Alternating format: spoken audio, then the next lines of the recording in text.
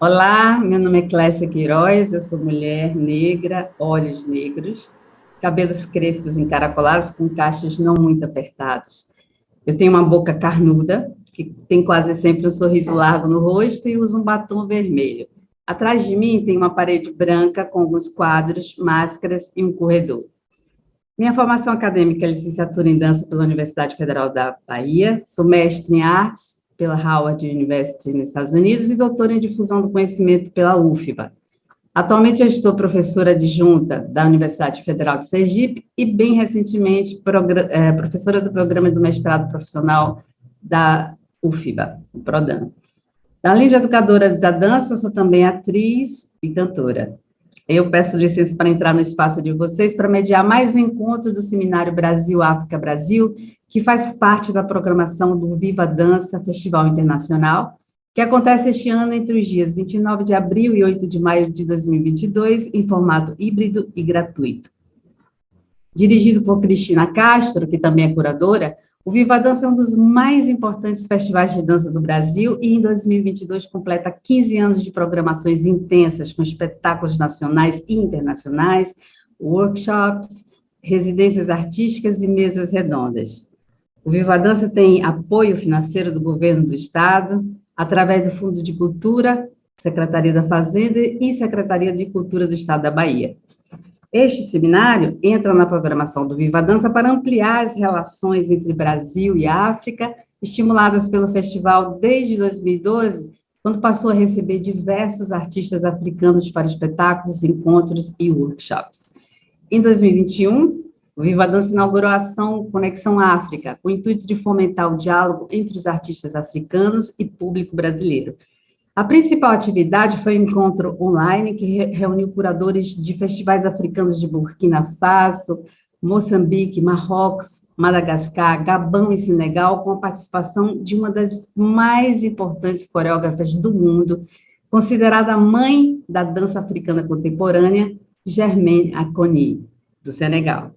Agora, em 2022, o Seminário Brasil-África-Brasil amplia esses diálogos no campo da formação, da universidade, pensando os modos através dos quais a dança africana está implicada na criação artística na Bahia e no Brasil. O seminário conta com cerca de 30 profissionais atuantes no mercado e na formação da dança no Brasil e no mundo.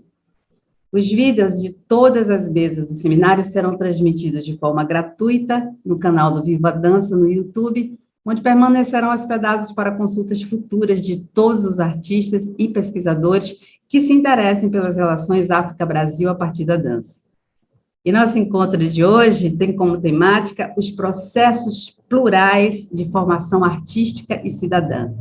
E para discutirmos esse tema tão instigante, trouxemos dois convidados muito especiais, Jimmy Ferreira, do Conservatório Charles Munch, Paris, e Jackson Espírito Santo, da Escola de Dança da FUNSEB, Bahia. Antes de passar a palavra para eles, vou dizer do nosso procedimento nesse encontro. Nós temos 3 questões que nortearão a nossa discussão. Cada um dos convidados falará sobre elas, e depois teremos um outro convidado, o Rodrigo Antero, do Cefart, Belo Horizonte, que trará algumas provocações para Jimmy e Jackson. As 3 questões norteadoras dessa roda são: quais referências afro-ameríndias, africanas se fazem presentes no programa curricular de sua instituição? Qual a relação da sua instituição com o continente africano na contemporaneidade? Existem projetos ou intenção de conexão via dança com instituições africanas ou negras diaspóricas? Então, Jackson, Rodrigo, Jimmy, muito bem-vindos, é um prazer, uma alegria estar com vocês aqui nessa gira. E para responder as nossas questões, eu vou chamar inicialmente Jimmy Ferreira, do Conservatório Charles Munch. Jimmy, querida, que bom lhe rever, saudades suas, viu? Por favor, se apresente para nós, pessoal e institucionalmente, e depois pode discorrer sobre as questões da roda. Mais uma vez, muito obrigada Clécia, obrigada ao Viva Dança e a toda a equipe organizadora por este encontro, e um encontro muito importante para o desenvolvimento da nossa arte da dança e das conexões entre o Brasil e o continente africano. Eu me chamo Dionísia Ferreira, meu nome artístico é Dimi Ferreira, eu nasci em Cachoeira, Bahia, Brasil. Foi nessa cidade histórica do Recôncavo Baiano, onde a presença das danças de orixás, das quadrilhas e do samba de roda é fortíssima, que eu comecei a dançar. Eu continuei a estudar em Salvador, a capital, inicialmente como improvisadora autodidata, e em seguida com Jorge Vatuzzi e Cafuné, no Forte Santo Antônio, onde eu também pratiquei a capoeira Angola com os mestres Cobrinha e Moraes. No grupo Chama, sob a direção dos coreógrafos Augusto Molu e Armando Pequeno, no final dos anos 80 eu iniciei a minha carreira de dançarina. Ainda em Salvador, eu dancei e fiz assistência de coreografia nos grupos África Poesia, no Mantra e na companhia de dança do Olodum. Na França, há quase 30 anos, aqui a minha companhia de dança foi premiada no concurso de danças mestiças, organizado pela coreógrafa franco-guianesa Norma Claire. Eu dancei no Benin, com a coreógrafa do Haiti, Ketli Noel, em Ruanda. Eu coreografei para a inauguração do Teatro de Verduras, em Butare. Nessa criação, intitulada Accord Ouvert, tradução de corpo aberto, eu tive o prazer de ter selecionado para o elenco Wesley, atual diretor da Escola de Sable, École de Sable, Escola das Areias, no Senegal. E também Prince Niu Shinti Humana, que é atualmente um doutorando em antropologia e pesquisador importante na África do Sul sobre dança e resiliência na Sol Plate University. Em 2019, inclusive, eu voltei à África do Sul, eu voltei a encontrar Prince Niu Shinti Humana, em Kimberley, onde eu dancei o solo Winnie, coreografado por Armando Pequeno e dançado em 88 em Atlanta, nos Estados Unidos, em presença de Rosa Parks, Coretta Scott King, a viúva de Martin Luther King. Na África do Sul também fiz palestras, workshops, na Sol Plate University e no Northern Cape Theatre. Eu sou diplomada em psicologia clínica, fiz especialização em coreografia na Universidade Federal da Bahia, tenho mestrado em dança contemporânea na Université René Descartes, em Paris. Minha monografia nessa universidade se intitula Existe uma dança afrocontemporânea? Y a-t-il une danse afro-contemporaine? Eu tenho diploma nacional de professora de dança no Centro Nacional da Dança em Paris, e atualmente eu sou dançarina, professora titular do Conservatório Charles Munch. Eu tenho, em média, 100 alunos por ano, todos os anos. Meus alunos têm entre 5 e 23 anos de idade. Nessa instituição eu fui coreógrafa do Balé Jovem e atualmente sou improvisadora do coletivo de professores de dança parisienses.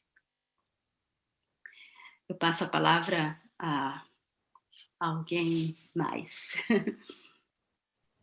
Dimi, você pode já responder sobre as questões, né?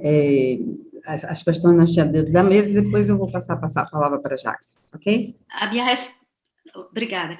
Minha resposta vai ser muito rápida e muito simples, porque, na verdade, não existe, e eu sou uma das guerreiras militantes para que isso exista, nenhuma praticamente relação entre as danças africanas e os conservatórios de dança parisienses, que é, inclusive, atualmente um dos lugares onde nós vemos... Eu sou a única professora negra de dança contemporânea numa rede de 18 conservatórios.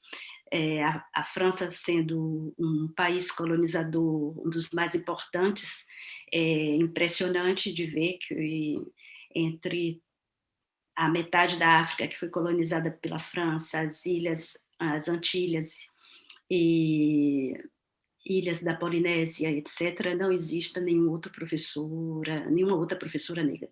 Na dança jazz e no hip hop, que é uma disciplina que existe, o hip hop, em alguns conservatórios, e a dança jazz em praticamente todos os conservatórios, desses 18 conservatórios que são dentro da cidade, que ficam dentro da cidade de Paris, existe sim uma troca, pela própria definição, né, dessas duas disciplinas. E na minha dança contemporânea, que eu posso chamar de dança afrocontemporânea, eu todos os anos convido professores. Agora, por exemplo, estamos preparando o espetáculo do dia 15 de maio, tem uma coreógrafa de Madagascar, que vai apresentar o trabalho dela, né, que ela criou, apoiado num fato trágico de violência policial acontecida em 2017 aqui em Paris, onde um jovem negro de origem africana, francês, de origem africana, foi violado pelos policiais, um cacetete, foi aleijado por esses policiais, e a polícia inocentou esses policiais. Então, ela criou essa peça, né, no mestrado dela em Nova York, nos Estados Unidos. Ela se chama Gwenda Hako Tovao, ela é de Madagascar. E, ao mesmo tempo, nesse espetáculo também, do dia 15 de maio, meus alunos vão dançar a coreografia do coreógrafo da Guadalupe, que se chama Max Diacoque, que foi um dos principais dançarinos de Norma Claire, atual diretora do Centro Coreográfico Nacional da Guiana Francesa, que muitos dançarinos brasileiros conhecem. Ele também vai fazer um trabalho, está criando um trabalho para os meus alunos, chamado, enfim, Em Torno dos Nós. Ele não deu título ainda, e tudo isso acontecerá no mês de maio, porque maio é o mês da memória para Guadalupe. Mês da memória, porque em 67 houve um massacre contra manifestações anticoloniais, reivindicadoras de mais direitos, mais igualdade, e porque foi o mês também para a França da abolição da escravatura, e no Brasil igualmente. Então, nós unimos, né, esses coreógrafos, e também uma coreógrafa de origem espanhola, porque os ciganos, com a dança espanhola que essa coreógrafa desenvolve, tem também algo a dizer sobre essa falta de tolerância e de aceitação das diferenças e das outras culturas. Então, não existe no projeto do Conservatório Charles Munch, não é parte dos objetivos essas trocas, mas existe uma margem, essas trocas com as danças de origem africana. Essa margem de negociação é que nós temos um pacote, entre aspas, destinado ao convite de coreógrafos para workshops, masterclasses, e todas as vezes que eu tenho possibilidade de escolher, eu escolho coreógrafos da diáspora africana ou africanos que estão, às vezes, a alguns bairros, né, ou alguns metros dos conservatórios parisienses, mas que não têm acesso. Eu tinha convidado também Vera Passos, que nós conhecemos, né, que é uma dançarina que trabalhou comigo no África Poesia, que acompanha e que difunde a técnica também de Rosângela Silvestre, e por questões administrativas ela não pôde fazer não pôde participar, não pôde fazer a masterclass dela, o workshop dela. Então é isso, é um grande, como eu posso dizer, um terreno vago a construir. Tem muitas coisas a serem construídas nesse domínio. Obrigada, Dimi. Então, eu passo agora a vez para Jackson Espírito Santo, da Escola de Dança da FUNSEB, Bahia. Jackson, prazer imenso falar com você aqui. Por favor, faça a sua apresentação pessoal, institucional, e em seguida pode discorrer sobre essas questões. Lembra de fazer sua autodescrição, tá? Bom dia a todos, todas e todes. Mais uma vez, obrigado ao Viva Dança, o convite de poder estar aqui participando dessas reflexões que estão são tão preciosas para os nossos processos artístico-pedagógicos, entendendo também nossas potencialidades e também as fragilidades que estão em volta desses processos. Meu nome é Jackson do Espírito Santo, sou um homem negro, cabelos cacheados, barba não aparada, estou utilizando um fone de ouvido preto, camisas listradas preta e branca, tenho 2 guias no pescoço, uma de Oxum, uma de Oxalá. Possuo lentes de contato, o que me faz poder aprimorar a visão aqui desses espaços. Atrás de mim uma parede com um tom acinzentado e uma porta envernizada. Venho da cidade de Candeias, dessa região metropolitana aqui, de Salvador. Encontro meu interesse enquanto dança ainda recente, venho de uma área de eletrônica com administração e meios de hospedagem, foram os estudos iniciais, e em 2009 venho participar do bacharelado interdisciplinar, implantação dos bacharelados interdisciplinar da UFBA, minha primeira formação acadêmica, onde ao longo do processo adquiri o título de bacharel interdisciplinar em artes, me dedicando à área de concentração de artes e tecnologias contemporâneas, entendendo a minha aproximação, a minha atuação no campo da dança, ainda no âmbito da dança amadora, no interior do estado da Bahia. Me aproximo da Escola de Dança da UFBA para a formação de licenciatura. Em seguida, inicio o interesse por processos de mapeamento, política pública e produção e gestão cultural. Eu chego para os estudos no âmbito do IAC, para gestores culturais, onde participei desse processo que foi descentralizado e envolvia várias instituições de ensino, o Ministério da Cultura, a UFBA e a Fundage, e também estudos contemporâneos em dança, que é uma pós-graduação que estou em andamento, ainda da própria Universidade Federal da Bahia. Em 2018, defendi minha dissertação de mestrado com foco em políticas públicas para a dança, intitulada Instâncias de Representação da Dança na Bahia. E estou no momento no doutorado em dança, essa mesma universidade, pesquisando as insurgências no campo da dança baiana, uma perspectiva para tentar refletir o corpo ativista das pessoas que militam, que trabalham, que destinam suas produções acadêmicas e profissionais em prol do fortalecimento de uma cultura e de políticas públicas específicas para o campo da dança. Em 2016, eu sou convidado para assumir a coordenação de dança da Fundação Cultural do Estado da Bahia.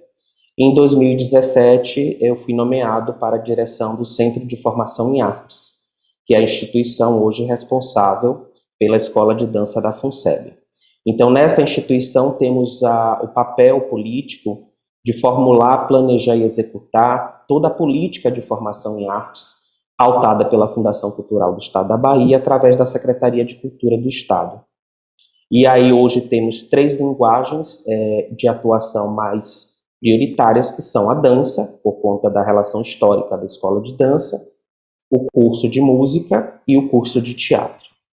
Então, do ponto de vista da primeira questão, referente às intencionalidades do processo pedagógico e as relações com esses marcadores afros, diaspóricos, africanos, estamos num processo de transição da construção do projeto político-pedagógico nosso, da Escola de Dança. A Escola de Dança, uma instituição criada em 1984, tem uma longa atuação insurgente no campo da dança em Salvador, no estado. É uma escola de referência, tanto nacional quanto internacional. Muitos profissionais que estão no mercado de trabalho, nos estudos acadêmicos, têm um trânsito contínuo com essa escola. Me aproximei mais dela a partir do momento em que chego na Fundação Cultural. Durante todo o meu caminhar acadêmico-artístico, foi mais concentrado na Escola de Dança da UFBA. E aí eu pude compreender também os processos que ela vem desenvolvendo, pautando, e, no nosso caso hoje, fazendo ajustes que são históricos e reparações que são importantes para que o corpo contemporâneo seja contemplado nas suas experiências de aprendizagem. Então, a escola, no seu currículo, que está em vigor, que foi atualizado na gestão da professora Beth Rangel, ela já estava sinalizando, por conta do Decreto-Lei 11.645 de 2008, da obrigatoriedade do ensino das histórias e cultura indígenas e afro-brasileiras nas ações educacionais. Esses marcadores eles já vinham sinalizando a necessidade do aprofundamento nesses conteúdos vinculados aos ementários e também às experiências artístico-pedagógicas. Por natureza, a escola já pautava expressões, conteúdos, conceitos, mas quando a gente faz o recorte para olhar o documento, a diretriz pedagógica da instituição, tem uma forte predominância de pessoas não negras nos seus princípios majoritários, nas suas diretrizes mais alicerçadas, do ponto de vista sociológico, educacional, metodológico, inclusive. Então, dentro desse contexto, e também essa reformulação acontece de 2007 em diante, e extremamente significativa para a atualização do processo político, do projeto político-pedagógico do curso profissional, e de 2017 para cá, nos debruçamos num grande diagnóstico para embasar a formulação do projeto político-pedagógico da escola como um todo. Que a escola tem hoje um curso profissional, um curso preparatório, núcleos de extensão e também um curso livre, que é muito forte. Então, a gente se debruçou também em dar um corpo outro para as perspectivas do curso preparatório, para a definição do que são esses cursos livres, que têm uma atuação para mais de 800 a 900 estudantes ano, e também esse processo de nucleação da escola no interior do Estado, ou seja, a política de descentralização e democratização do acesso. Então, esse olhar global, né, sobre esse plano político-pedagógico, ele passa agora a ter um olhar mais atento, porque também a nossa formação acadêmica, dos professores que estão e das coordenações que hoje estão também vinculadas, estão sendo embebecidos, envolvidos, e estão acessando também nos campos acadêmicos referências afrodiaspóricas, referências decoloniais, que estão nos nutrindo para ter um olhar qualificado sobre como pautar essa formulação. Isso é importante porque, de certa forma, o pensamento de dança no contexto baiano está muito alicerçado a uma cadeia de produção de conhecimento voltada às danças modernas europeias.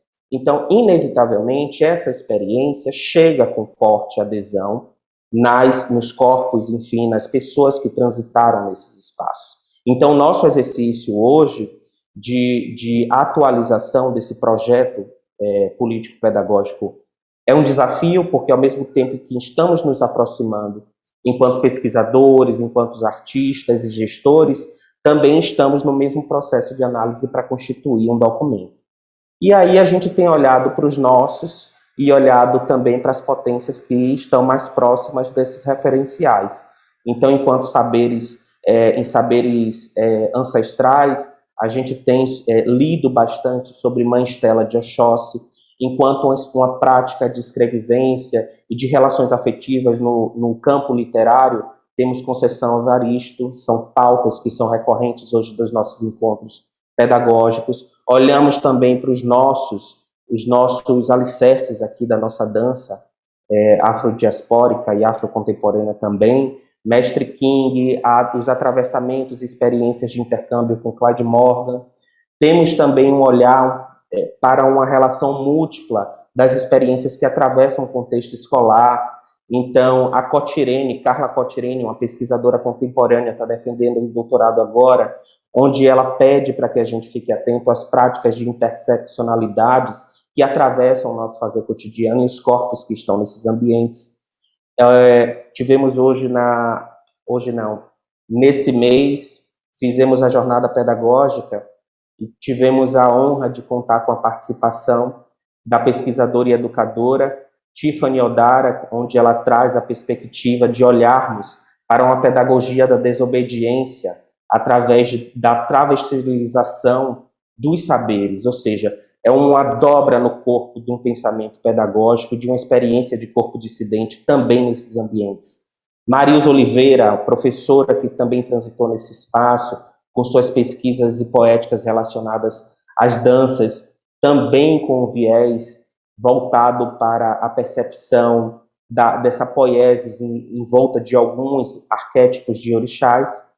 E aí a gente vai transitar com referências que hoje são mais globais e que também nos aproximam, entre Bell Hooks, como Educação em Prática de Liberdade, Chimamanda, pensando também as educações de crianças feministas, e, de certa forma, temos a felicidade de ter convivido e estar com um pesquisador, não desse campo acadêmico, mas da arte, que muito contribuiu com nossos processos pedagógicos, que é o próprio maestro Leite Eres Leite, que faleceu ano passado, cujo universo percussivo baiano transitava também nessa experiência de entender um processo de musicalização e de aprendizagem de outros saberes que não os que estavam apenas recorrentes, e, de certa forma, olhando também para uma prática educacional em plano nacional, fazemos referência também a Paulo Freire, que seria muito importante defendermos também a sua experiência em produção e os potenciais todos de educação que atravessa os nossos espaços. Não tem como não referenciá-lo também nessa proposta de atualização. Sobre a relação da nossa aproximação com... Deixa eu pegar aqui a pergunta. De aproximação. Só, Jackson, você precisa discorrer um pouquinho mais rápido sobre as perguntas, tá? Exato, estou terminando aqui. Sobre relação com a instituição de continente africano na contemporaneidade, ainda não possuímos essa aproximação. Tivemos, sim, visitas de alguns países e diplomacias pleiteando termo de cooperação técnica com a Fundação, mas ainda está em processo de tramitação. E a pandemia acabou afastando também essa possibilidade da gente neste momento. Sobre projetos e intenção de conexão com a dança, em instituições africanas, estamos sim almejando essa busca. Temos contatos mais informais através de profissionais que estão atuando dentro da própria instituição. Já fizemos alguns contatos, já fizemos algumas lives, mas ainda não é algo regimentado dentro de uma proposta amarrada, não. Obrigada, Jackson. É muito bom ouvi-los de mim, Jackson. A formação inicial em dança das nossas crianças, adolescentes, ela é fundamental para que se amplie o conhecimento em dança sem se restringir às dimensões eurocêntricas. Então, essas informações que vocês dois trouxeram, sobretudo Jackson, apontam possibilidades reais de garantia do direito dos alunos, de aprendizagem das diversidades e das questões identitárias. Dimi, que está num centro colonizador, apresentam o conservatório como um lugar de práticas artísticas onde se cruzam ações de formação e divulgação em várias estéticas, e que se encontra sozinha na estética africana e afrodiaspórica, tentando estabelecer uma rede com outros estabelecimentos do próprio conservatório. Então, uma guerreira, e lhe dou parabéns por isso, Dimi.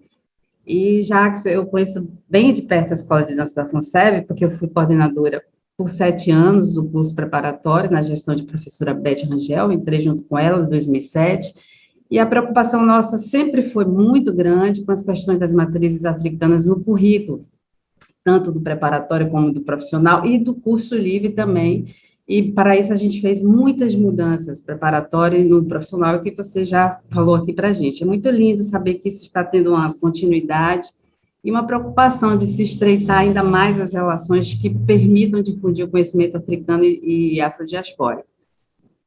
Bom, para a gente alimentar mais ainda a nossa discussão, eu vou chamar Rodrigo Antero, do Cefarte, Belo Horizonte. Rodrigo, bem-vindo à roda, uma alegria tê-lo aqui conosco. Por favor, se apresente, pessoal, institucionalmente, não esqueça a autodescrição e fique à vontade para provocar um pouco mais os nossos convidados com uma questão para cada um deles.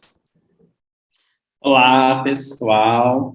Eu me chamo Rodrigo Antero, eu sou um homem negro, meu cabelo é afro, tenho barba também, uma pinta bem característica no nariz, utilizo um óculos na cor marrom. Estou usando uma camiseta, uma blusa estampada, com pequenas flores em tons de vinho e verde. Atrás de mim tem uma peça de macramê nas cores verde e bege, que eu ganhei da minha mãe, e 2 pratos com representações de mulheres negras, no tom laranja, mais alaranjado, e o outro no tom mais amarelado.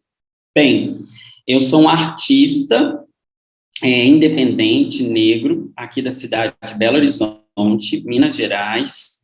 Atuo também como professor na Escola Livre de Artes Arena da Cultura, uma escola da prefeitura, direcionada, né, pela prefeitura de Belo Horizonte, e também estou como professor no Centro de Formação Artística e Tecnológica da Fundação Clóvis Salgado, um complexo chamado Palácio das Artes. Para além disso, também eu faço parte da Segunda Preta, que é um coletivo de artistas negros inspirados na Terça Preta, do Bando Teatro Lodum, que a gente, desde 2017, vem fazendo as temporadas, né, de arte negra específica, nas segundas-feiras. Agora a gente está na 11ª temporada, faço aí o convite para que vocês possam acompanhar, inclusive lá no canal da Segunda Preta. Bem, gente, primeiro, parabenizar a vocês dois, né, quero agradecer também ao Festival Viva Dança, né, por essa oportunidade da gente poder debater sobre esses temas tão ricos e tão importantes, e a partir da fala de vocês a gente vê que ainda há um longo percurso, né, pela frente para a gente trilhar nessa luta antirracista que, enfim, não acaba nunca. E eu fiquei muito instigado, assim, a partir da rica experiência que ambos vocês trazem, né, de mim com essa larga experiência, fiquei bem impressionado, e aí eu fiquei pensando, eu tenho uma questão para você, Jimmy, que seria te perguntar, eu queria que você falasse um pouco mais sobre as suas ações específicas para pensar esse antirracismo dentro da sua instituição, né? Você falou muito desses convites que você vem fazendo de outros profissionais na área, e queria só saber também se dentro da sua instituição, se você já teve alguma iniciativa para algum projeto de ações afirmativas dentro do conservatório. E essa pergunta sobre as ações afirmativas também direciona você, Jackson, já estendendo também uma pergunta para você. Também te agradeço pela sua fala, assim, né, eu vejo que o Cefart também está num processo parecido, assim, de transição, ainda tímido, do meu ponto de vista, mas que a gente tem refletido sobre essas questões, né, do currículo dentro da escola, principalmente dentro da escola de dança, que é a escola onde eu atuo, e por uma atuação muito minha, porque eu acho que acaba sendo, né, sempre nossos professores negros, os únicos também, eu dentro da área de dança hoje, atualmente sou o único professor negro, como a Jimmy também, tinha o Jadiel, mas infelizmente ele teve que se desligar da escola, então a gente fica ali traçando. Então essa pergunta das ações afirmativas, porque é algo que me interessa, que é algo que a gente tentou estabelecer lá no Cefart, e, enfim, estamos aí nesse processo.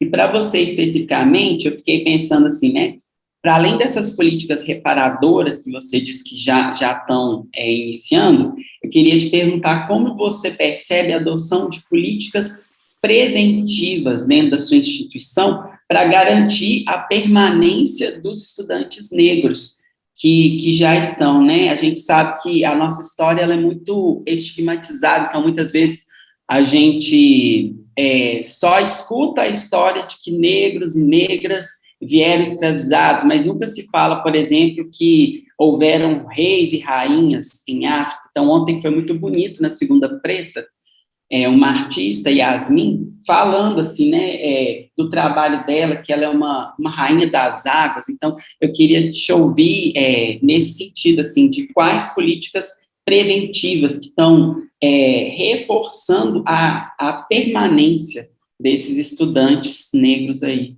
na FUNSEB. É isso. Agradeço a oportunidade e o Viva Dança. Então, a gente pode começar com o Dimi? Dimi, você pode responder? Sim, eu vou começar pela minha audiodescrição, peço desculpas de não ter feito. Ótimo, Dimi. Eu sou uma mulher negra, de meia idade, tenho os cabelos bem voluminosos, eu tenho uma pele da cor do meu vestido, bege, tenho um colar branco, fones no ouvido, atrás de mim uma parede branca, sem nenhum quadro, sem nenhuma decoração. Tenho a boca carnuda, o nariz largo, os olhos grandes. E me chamo Dimi Ferreira, na verdade Dionísia Ferreira, é o nome da minha avó, Dionísia. E para responder, muito obrigada, Rodrigo, pela pergunta. A minha ação é uma ação meio guerrilheira, entre aspas, no sentido de que não existe nenhuma política pública definida, então ela é uma política meio, entre aspas, subversiva, no sentido de que eu esqueci de dizer que no primeiro conservatório francês onde eu ensinei, porque eu passei 11 anos aqui como artista, dançarina, intérprete, eu tinha a minha companhia, então com total autonomia da escolha dos temas e das danças, e da seleção, da audição dos dançarinos. Quando eu decidi ser funcionária pública, professora, que eu passei todas as etapas, né, oficiais de concursos e provas e etc., eu fui primeiro para a Normandia. Na Normandia, uma cidade portenha, à beira do Mar da Mancha, onde não existe praticamente nenhuma pessoa negra. Nesse conservatório, eu dei 8 anos de dança afro-brasileira, convidada também pela curiosidade do administrador, que disse, nós nunca tivemos, quem sabe. Então, eu era professora de dança contemporânea, dança afro-brasileira, e há alguns anos fui professora de dança clássica também nesse conservatório. Então, aí minha experiência começou, né, na França. Quando eu mudei de conservatório, que eu vim para Paris, para o bairro 11, eu vou falar do bairro 11 porque o bairro 11 é um bairro onde existe uma população muito mais, que eu posso dizer, mestiça, alternativa. É o bairro onde houve todos os atentados de Charlie Hebdo, onde tem então, uma tradição, é a Praça da Bastilha, a República. Então, é um bairro que sempre questionou também, pela sua história, essa posição colonizadora da França.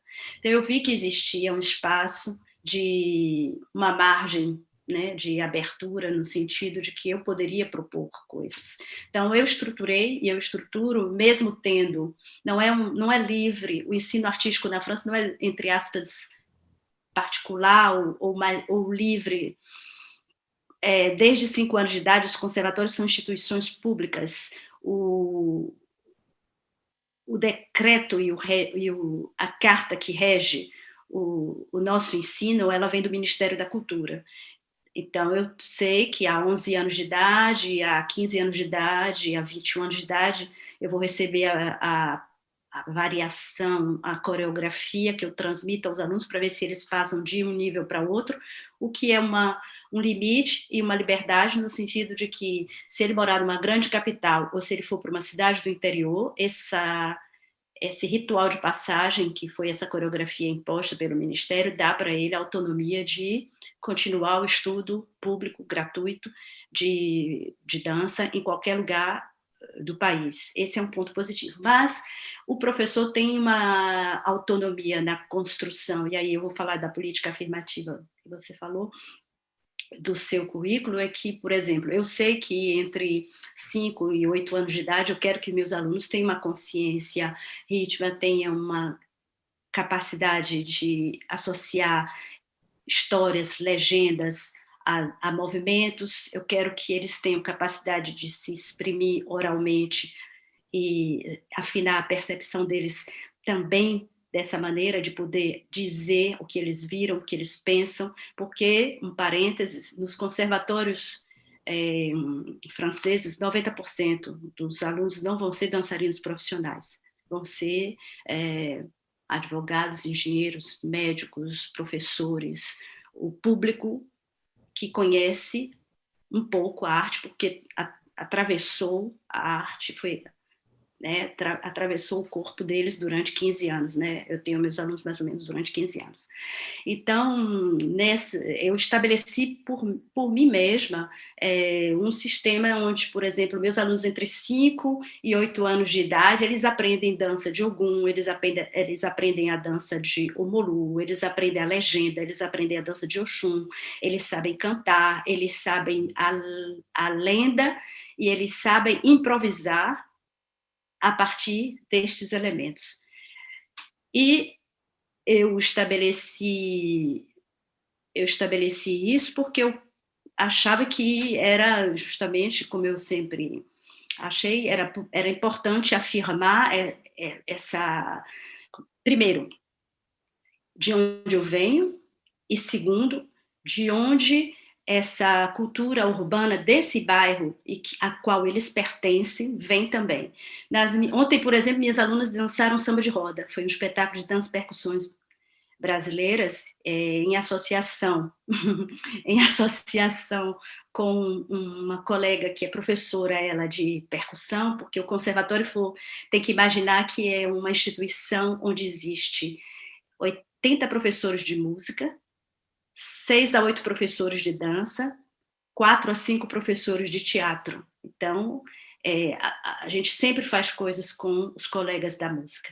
E aí foi muito bom, porque para mim me permitiu de falar sobre a cultura do samba de roda, de afirmar mais uma vez a importância desse aprendizado. Então, pronto. Eu acho que...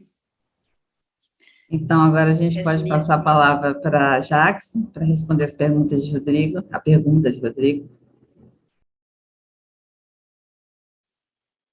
Prontinho. Oi, Rodrigo. Satisfação, prazer em conhecê-lo. Você trouxe duas pautas importantíssimas dentro de uma estrutura de formação artística, assim como a Fundação Cultural do Estado da Bahia, de sua escola de dança. Temos atuado com frentes de agrupamentos coletivos e artistas que têm uma produção forte no cenário tanto local como regional, sobre pesquisas de produção artístico-pedagógica e também de ações formativas voltada para estudos de gênero, diversidade, de combate à discriminação, enfim, também de estratégias e conteúdos que enaltecem as experiências afrodiaspóricas do corpo que transita no ambiente Escola de Dança da FUNSEB. Então, esse movimento ele tem acontecido de forma mais orgânica e, conforme eu havia dito, nessa reformulação, eles estão tomando corpo, texto, diretriz na construção do PPP que vai ser lançado ainda no segundo semestre. Então, esse movimento é um movimento que ele segue ainda com muita atenção, com muita aprendizagem, inclusive, por parte de todo o corpo gestor, corpo pedagógico, inclusive técnico-administrativo, mas sim, estamos fazendo os movimentos bem interessantes de pensar as nossas relações com os familiares, né, desses estudantes, para estimular uma cidadania participativa na formulação desses marcadores, desses conteúdos, entender o desejo das famílias, o desejo da criança. Estamos fazendo um levantamento socioeconômico-cultural em todos os nossos cursos. São mais de 70 perguntas no processo de matrícula desde 2017, justamente para que identificamos esse perfil e a afinação da política, né? A construção mais amalgamada para o atendimento desses anseios, desse perfil, desse corpo, a gente possa estar mais próximo. E esse tem sido um grande material, inclusive, para a gente perceber estereótipos que foram lançados sobre a própria escola.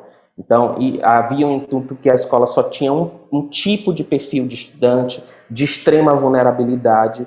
Isso pode ter sido experiência, e sim, concordo, ao longo dessa trajetória, mas hoje, na contemporaneidade, temos aí um conjunto de corpos que não estão dentro desses marcadores, e isso é importante também para a gente equalizar as políticas. Nessas relações de relação afirmativa, estamos incentivando muito, né, nessas construções de mostras e também nos estudos, pesquisas e em cursos que estão chegando, nos cursos livres, de um conjunto de produtores, agentes e profissionais que estão debatendo essas pautas contemporâneas e emergentes também para nós, da população negra, também das nossas experiências de corpos dissidentes, enfim, de elementos da cultura LGBTQIAP+. Temos uma comunidade de ballroom que estuda os movimentos de vogue das danças urbanas. Incorporamos no currículo da escola as danças urbanas. Temos hoje um professor concursado para ministrar conteúdos dessa seara, justamente porque a gente veio percebendo que esse corpo que tinha um desejo de atuar nos campos das danças na contemporaneidade, para além de todas as relações de estudo com dança afro, com capoeira, com as danças populares regionais que já são marcas dessa escola, também tinha um desejo de fazer essa atualização de uma relação mais periférica, urbana e da diversidade desses corpos. Sobre política de permanência, não é uma realidade ainda na instituição. Sim, são dificuldades históricas. Clécia está aqui, pode inclusive também referendar essa dificuldade, mas conseguimos, com a luta também histórica, a vinculação através da legislação municipal para que os estudantes do curso profissional tivessem acesso, hoje já possuem acesso, né, a meia passagem, que sempre foi uma luta que a instituição sempre travou com a Câmara Municipal, com o Legislativo local. Então, em 2018, isso daí foi possível a gente constituir esse ganho, né, que tanto afligia os estudantes ao longo desse processo, mas isso é um ponto dentro de outras tantas necessidades, como de bolsa permanência, como de auxílio alimentação, como de estímulo a outros materiais didáticos, como apoio também social para essas famílias. Então, esse conjunto de outros elementos, eles estão sendo previstos. Inclusive, eu terminei ontem de fechar a listagem de todas as atribuições de cargos do que será esse CFA, porque o CFA ele foi constituído com uma relação bem fragilizada do seu corpo técnico. Então, a necessidade de um psicólogo, a necessidade de um psicopedagogo, a necessidade de uma assistência social para entender a educação na sua totalidade mesmo, porque não apenas a oferta da arte ou de um produto pedagógico vai ser suficiente para nutrir a experiência de aprendizagem desses estudantes. E aí, no regimento da Fundação Cultural, que vai ser atualizado e vai seguir, né, para a Assembleia e também para as secretarias de administração do Estado, a gente já está prevendo esse conjunto de outros setores para justamente embasar, subsidiar e fortalecer as experiências das famílias desses estudantes e também dos estudantes ao longo dos processos formativos. Obrigada, Jackson. Rodrigo, fica à vontade para fazer algumas considerações, pode ficar à vontade.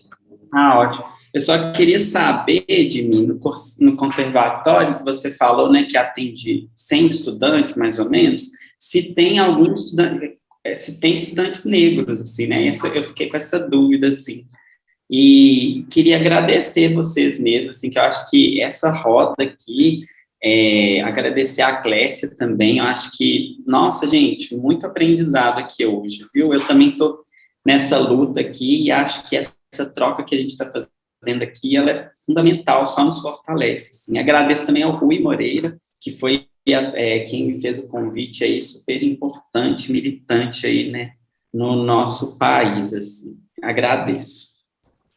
Jimmy. Sim, tem, felizmente. Agora, o que eu tenho observado é que, como eu posso dizer, a maior parte dos meus alunos negros tem um pai ou uma mãe branca e um pai ou uma mãe negra, africano, né, ou africana. E a maior parte, inclusive, o pai negro e a mãe francesa branca, porque o pai negro às vezes é francês e às vezes é africano. Então, a nossa miscigenação tem 5 séculos, mas a miscigenação francesa, você encontra, é muito recente, você encontra muito frequente, como Yannick Noah, a mãe é branca, o pai é negro. E nas minhas alunas, com as minhas alunas, então, tem alunas negras, completamente africanas na estética, né? Na maneira de ser também, e tem alunos, a grande maioria brancos, mas é muito definido pelo preço do metro quadrado nesse bairro, porque cada conservatório atende os alunos do bairro. É tudo muito, como eu posso dizer, dirigido, controlado, né, pelo governo. Você nasceu no bairro 11, você vai ao conservatório do bairro 11. De qualquer maneira, porque a escola termina às 16h30 e 17 horas começa a aula de dança. Então, você não vai atravessar a cidade com 5, 6, 7, 8 anos de idade para ir fazer uma aula de dança, né? Você vai na escola do seu bairro e na escola de dança, no conservatório do seu bairro. Eu queria só corrigir uma coisa com relação ao gratuito. Na verdade, não é gratuito. Na verdade, é proporcional à sua declaração de imposto de renda. Quem ganha mais, paga mais. Quem ganha menos, paga menos. Pode ir até a gratuidade completa. Mas é um esquema matemático calculado. E depois que foi muito questionado o fato de que eles fizeram pesquisas e viram que o quociente familiar, quer dizer que o imposto de renda das famílias que frequentavam os conservatórios de Paris era muito alto, quer dizer que o imposto, a arrecadação de renda pública estava privilegiando uma elite e não a população de uma maneira mais larga. Eles começaram já há alguns anos, sem muito sucesso, inclusive os debates recomeçaram agora, uma política de democratização e abertura da população que frequenta os conservatórios, no sentido de que tem que ter mais alunos de baixa renda, tem que ter mais alunos negros, e eles não conseguem fazer, né? Agora mesmo, a semana que vem, tem uma reunião, os alunos de 5 anos de idade agora vão ter as aulas dentro das escolas públicas, porque a gente imagina que se eles, em vez de terem que fazer o passo de se inscrever no conservatório do bairro, se os professores forem até as escolas, que nós teremos mais diversidade dentro do grupo de alunos. Maravilha. Jackson, você quer fazer algumas considerações finais? Bom, na verdade, eu tenho mais um agradecimento pela constituição desse espaço e entender, né, que essa preocupação que o festival tem tomado, ela tem sido uma tônica sistêmica na nossa cidade, no nosso estado, importantíssimo para a nossa política cultural, nossa política artística e de formação também, que também é recente na sua constituição enquanto documento, e dizer que a escola de dança ela segue o seu viés de insurgência desde o seu lançamento em 84, ocupando espaços e executando agora uma política de descentralização mais ampliada. Ela já ocorria desde 2004 com o Núcleo Social Urbano de Nordeste de Amaralina e hoje está alcançando cidades polos do interior do estado da Bahia, justamente pela demanda de acesso a essas propostas pedagógicas, a esse pensamento de formação em arte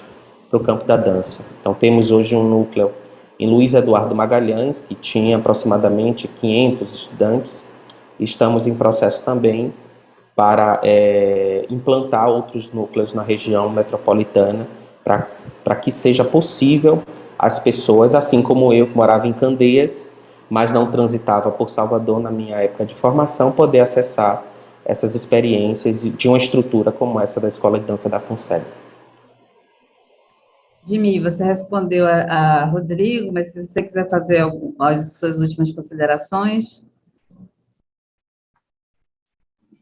Eu estou muito feliz de estar aqui. Eu gostei de ouvir Jackson falar de maneira ampla sobre o que está sendo feito pela FUNSEB. É uma ideia que é estimulante, porque o Brasil tem muita modernidade, muito dinamismo e sempre teve muita criatividade, e nós estamos na frente, né, dos países colonizadores com relação às políticas públicas de ensino da arte, e a juventude, o dinamismo e a coragem, né, da nossa luta. Eu espero que ela possa, através de encontros como esse, porque eu ouvi muito atentivamente tudo que vocês estão tentando fazer, possa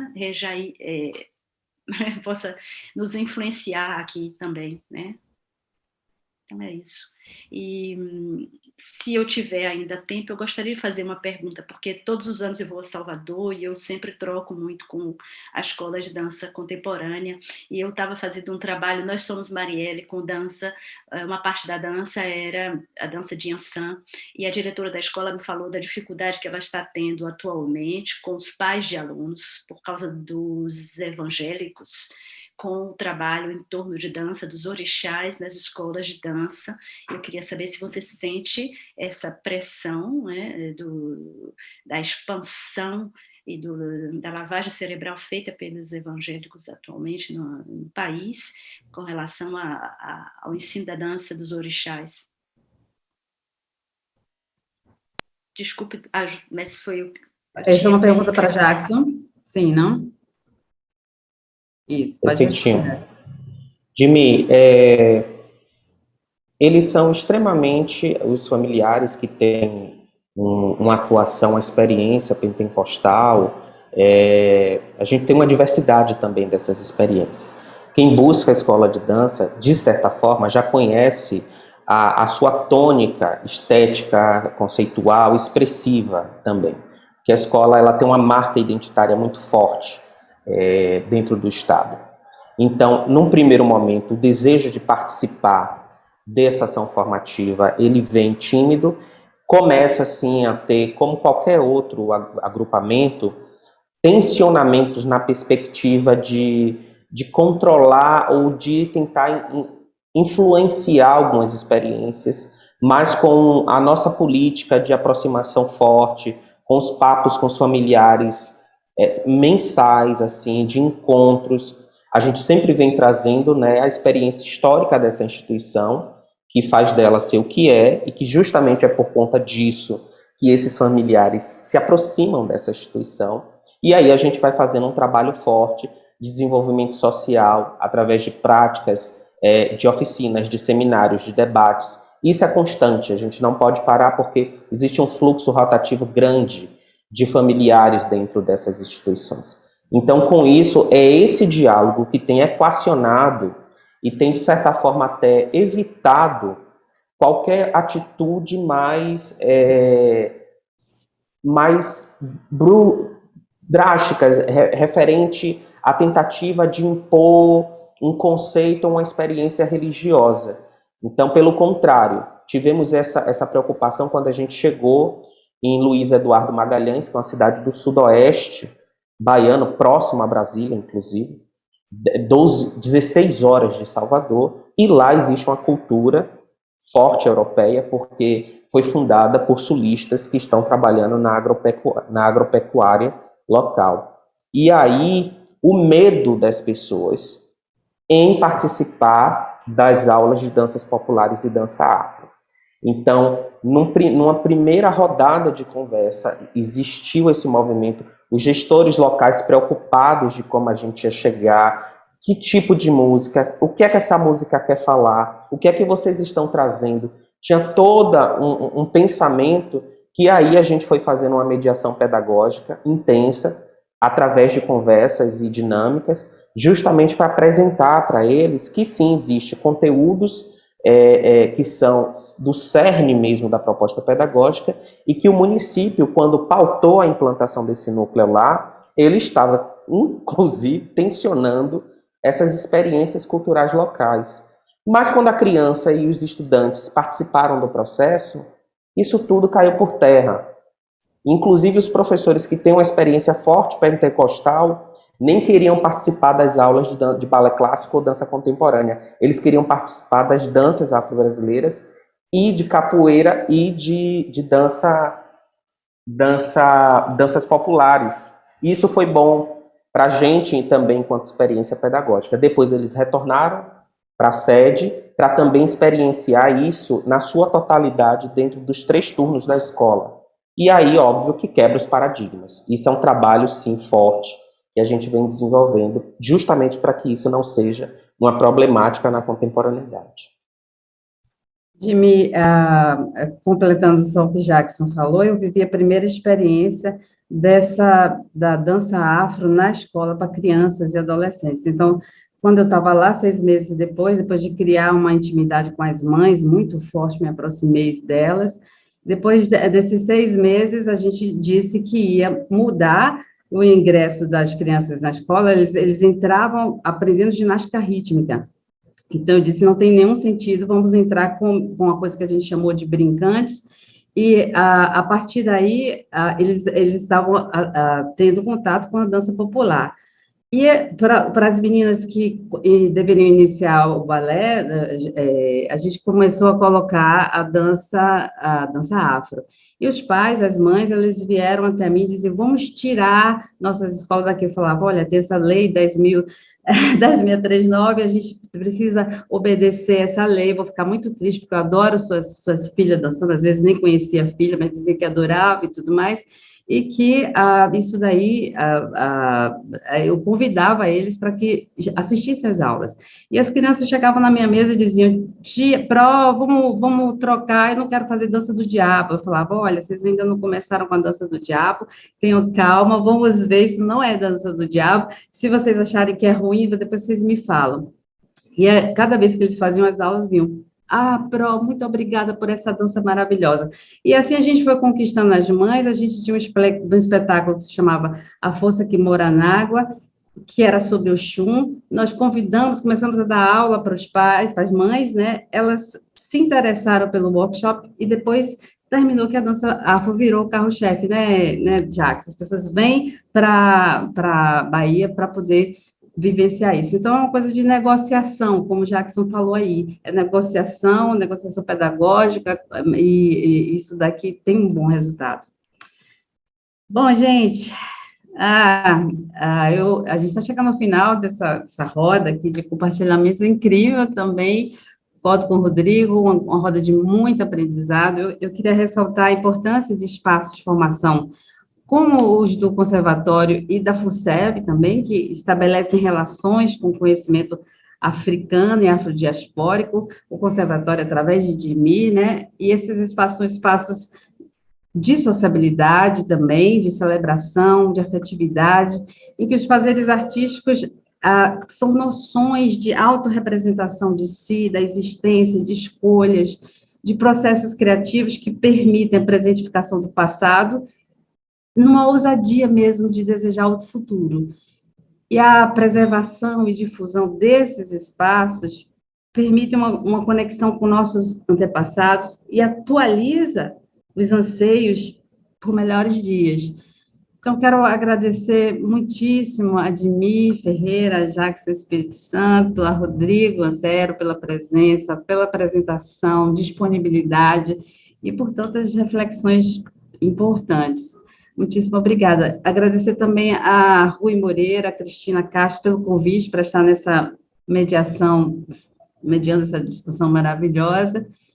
E dizer para vocês que nos assistem, continuem ligados na programação do Seminário Brasil África Brasil, no Viva a Dança, porque está imperdível.